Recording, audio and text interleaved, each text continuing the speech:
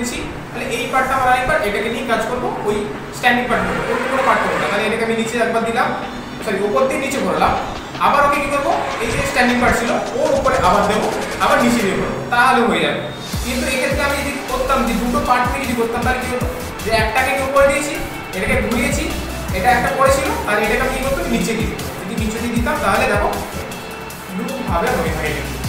একটা যে কোনো একটা মুভি করতে পারো, যে কোনো একটা। আচ্ছা আমি এবার ডান দেখাচ্ছিলাম, বাম হাতটা দেখাই, তাহলে কি হয়, বাম হাতে দেখা যায়। তারপর আমি বাম হাতটা কি করলাম, ডান হাতের উপরে দিলাম, রানিং পার্ট নিচে দিয়ে, অর্থাৎ আমার দিকে টানছি, তোমাদের দিকে নয়, বাইরের দিকে আমার দিকে টানছি।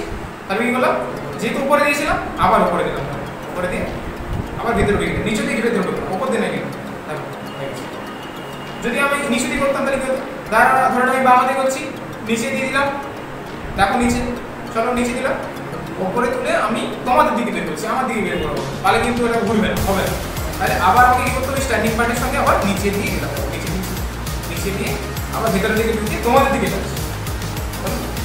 অনেকভাবে করা যায়, যে কোনো একটা কি করবো, সিম্পল একটাই করে দেখি। যেহেতু আমাদের ডান হাত, আমরা সকলে বেশিরভাগ কাজ করে থাকি, তো আমি ডান হাতের উপরে দিলাম, নিচে দিয়ে আমার দিকে টানলাম, আবার কি করবো, স্ট্যান্ডিং পার্টে আবার একটা উপরে দেবো, উপরে দিয়ে আবার আমি আমার দিকে ভেতর দিকে টেনে দেবো।